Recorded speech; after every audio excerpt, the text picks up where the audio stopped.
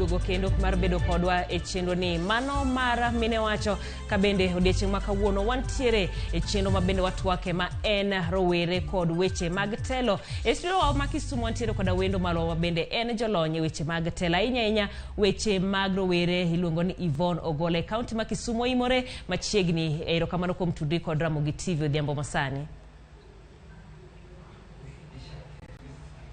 Yvonne winja kapo ni winja inyalo kawo thuolo ni mano mar moso joneno odhiambo masani kapok wachako. Oimore amor Jael kabedo e studio kawuono iluonga ni Yvonne Ogola. Yvonne Ogola wuok e kaunti ma Kisumu kendo Yvonne Ogola en jalno mamiyo kendo an gi nyode ariyo. An jalony e weche mag dongruok mag joma rowere kachiel kod joma mon kod nyiri mani luongo ni leadership and governance of young people kendo an alony kabisa kende weche mag health mag joma nyiri kachiel kod amine miluongo ni sexual reproductive health and rights kendo amor kane studio kae kawuono mondo walalre e weche mag yudhe kachiel kod kaka gin giting e weche mag dongruok mag kuonde mongore sana kuondego ema sebedo katiye. Erokamano ahinya. E kinde ma bende ne wachako chenro nitiere kidienje mopogore opogore mag rowere ka ng'iyo rowere e telo ka jomoko wacho nitiere jogo man gin joiye jogo mong'eyo kaka piny owacho tiyo sirkal tiyo e dho jomoko giboluongo gi ni cartels bende wantiere koda jolony ma bende ahinya wuotho gi josiasa kaeto nitiere kidienje moko ariyo ma jogo ma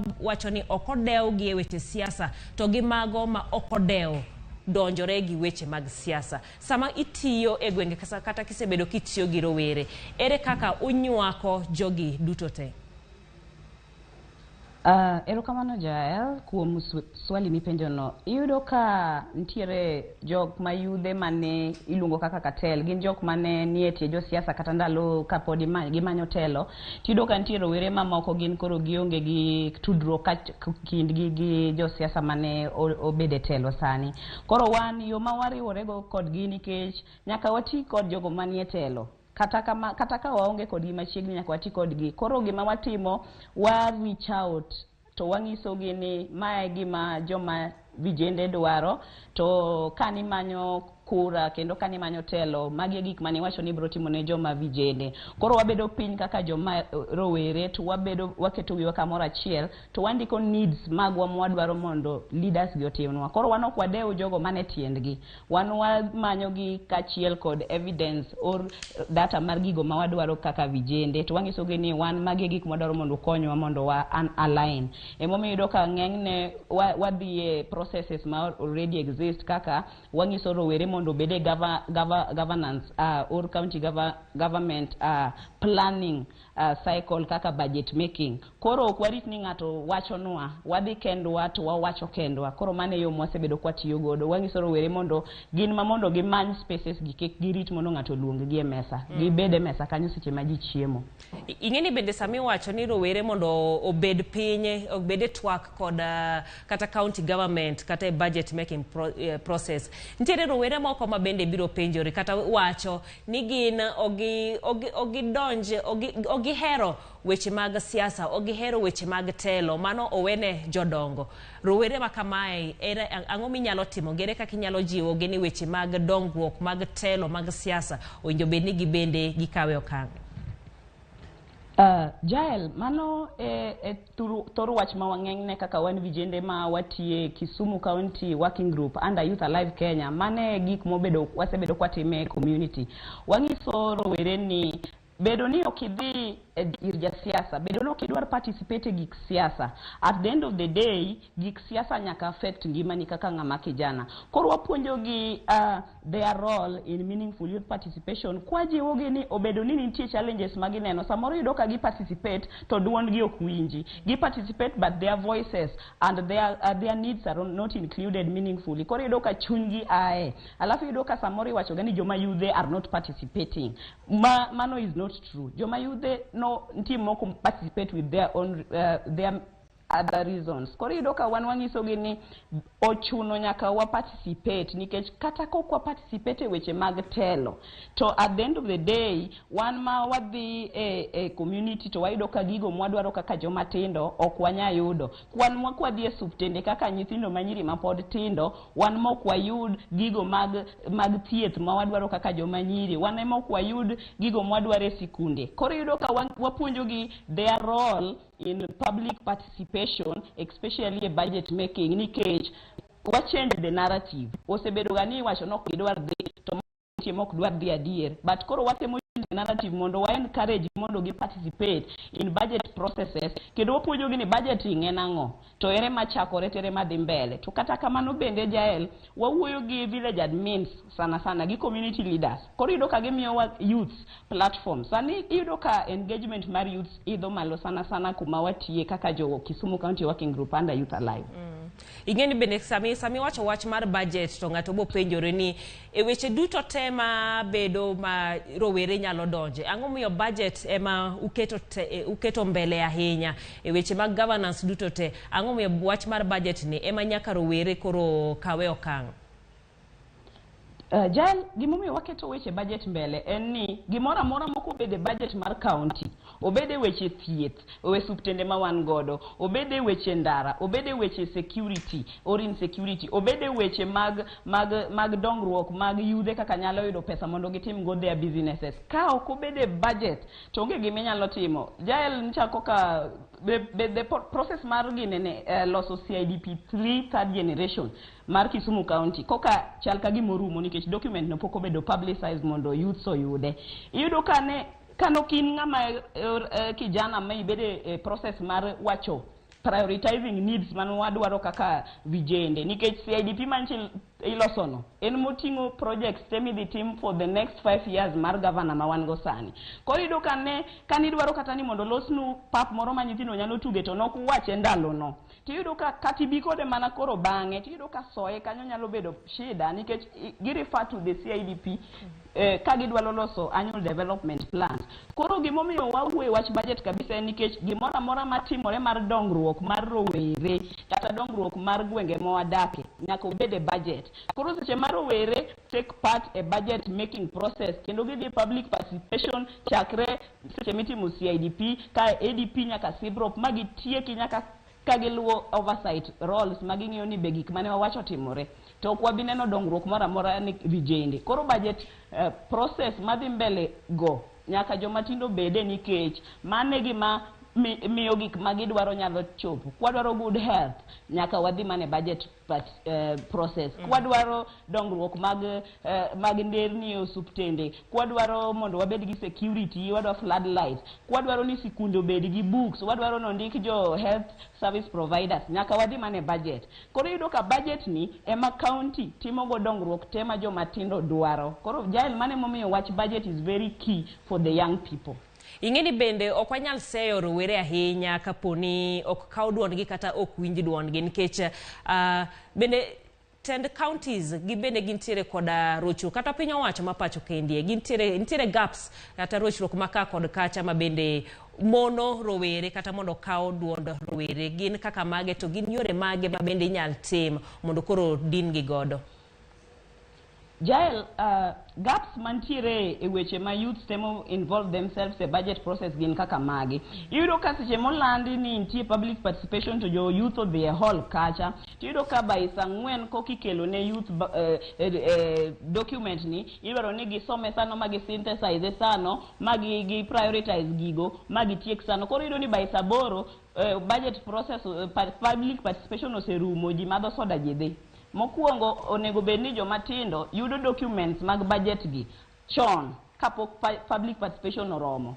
Mar ariyo, nitie kaka wanyalo meaningfully involve youth koko chuno nyaka wakelo tesego. ginyalo bedo gi document no prior nikech sani joma tindo ni simbe gi ne social media. Iyudo ka next weekend public participation to youth nigi ka en Sibrop ma obodhie next time. Iyudo ka gin gi document no. Ging'eni e ward ma wuoke ama village ma wuoke magi projects mwadhi wuoye. Koro gichako ikore chon. Another thing onego watim training ne joma tindo on the budget process. Ging'eni budget ni en ang'o? Tere ma wachako go tere mwadhiye. Tang'o ma wanyalo timo ka gima wawache public participation kacha. Jal seche moko iyudo ka joma tindo bet piny gi joma dongo. Magi watch patch gini wan to wan kaka nyiri wadwaro reproductive health commodities e suptal. Tiyudo ka kidhi ng'iyo gik mobedo prioritize. Sema koro dhi king'iyo niere projects momi funding. Tiyudo ka gik mane rowere wacho onge. Nikech ka gisedhi e public participation mar village level ok gidhi mbele, ok gitim follow up. Koro gima nyaka rowere tim, the moment muchako budget process muwacho projects mudwaro, nyaka utim gimiluongo ni follow up. Tung'iyo ni jatendu cha, ung'iso ni jatelo wan nitie gima ncha wawacho, nwawacho ma. Make sure ni gimidhi bedo table for approval cha. Apenji Yvonne, pachwa nitie igi. Sama koro iwacho ni mondo gitim follow up. Follow up ni itime gi kanye? Kapo ni public participation kuom ranyisi otim kosa ohol. Ng'ama koro gidwaro ni mondo gilu mondo ging'iane to gima ne giwacho cha koro ema koro tim. Gitime kanye koso ir ng'ageni?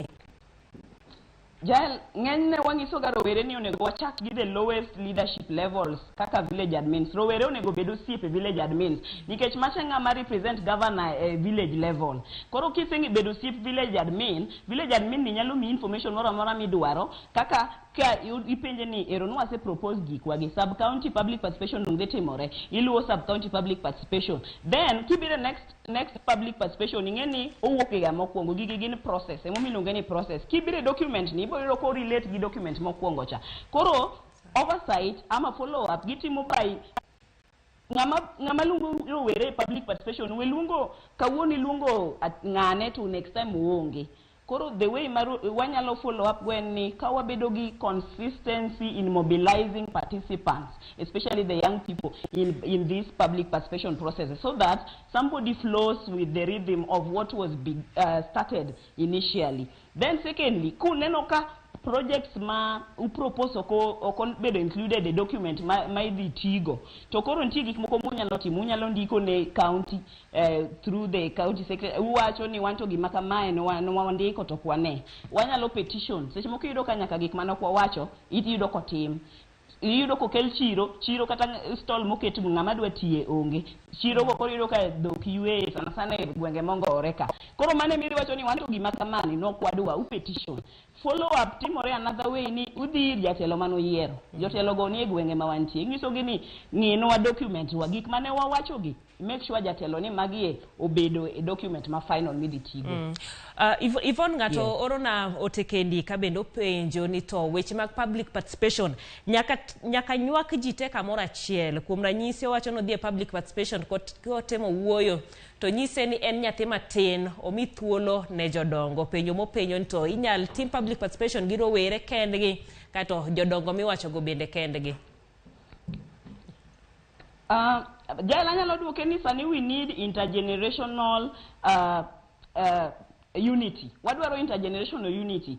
Ochopo kama koro nyaka wawuogi joma dongo mondo gi incorporate joma tinde weche mag dongruok gi telo.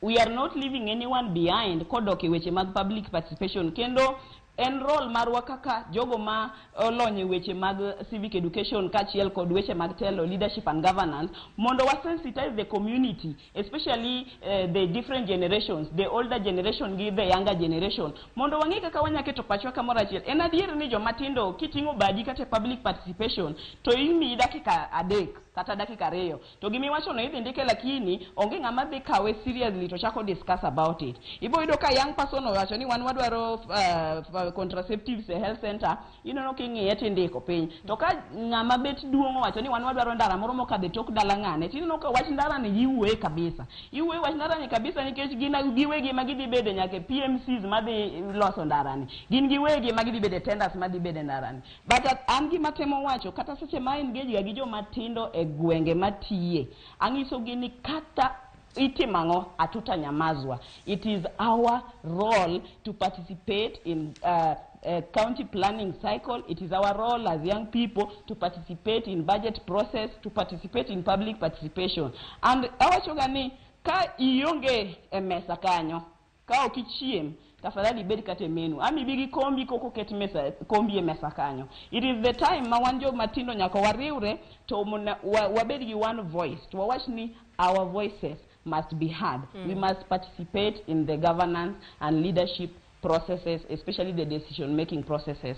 Koro we don't have any other choice, Jael. Erokamano ahinya. Aneno ka bende sawadhi ka gima rumo e wach ma bende walose e weche mag rowere kod telo. Ka waweyo weche mag budget mana mapiyo piyo, gin weche mag kendo kata okenge mag kendo ma rowere nyalo kawo ahinya e telo mag kor gwenge.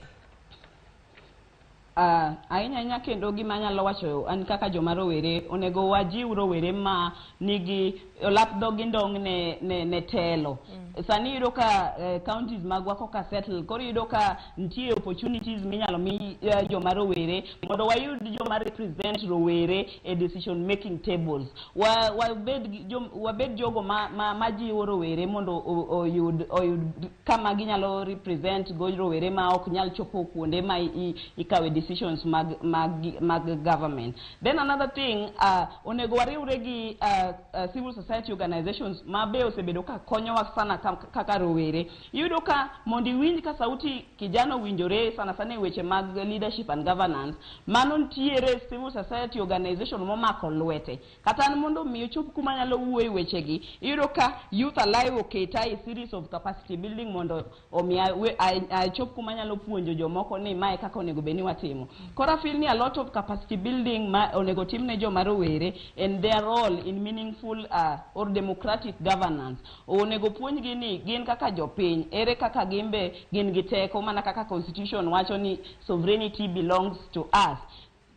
Wajiw joma tindo madwa bede telo. Kineno ka ngato timo gimoro maber malo nyalo konyo oganda, kik uthire, kik wathir jogo manyalo konyo oganda.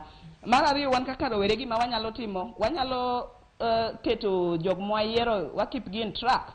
Kwaneno ka gimoro timre maber e gwenge ma wantie, wa petition but with facts and evidence. Kiko beda joma pingo joma oyier, wipingo in gi facts kendo idhi okipinge kigo koko ingise ni jatelo. Let us have a dialogue for the growth of this community. Koro mane gima feel ni wanyalo timo kaka joma tindo for now nikech yiero to nosetim. Sani ji oserumo. Koro sani en mana nyaka jok mano yiergi manyaka wati godo. Erokamano ahinya. Aparo ni weche ma bende tieko godogo ema dhi tieko nwa twakwa ma odhiambo masani ka wang'iyo ka nyero ting' mar rowere ahinya mano e weche mag telo. Wantiere kod Yvonne Ogola ma bende en jalony e weche mag telo, weche mag rowere, weche mag dongruok otudre kodwa kowuok e studio marwa ma Kisumu. Erokamano ahinya Yvonne kuom bedo kodwa odhiambo masani. Mane chino mara mine wacho ka bende gie sani wakawo mana yweyo machuok, waduogo ka wayudo weche mamoko ma bende wadhi godo nyime.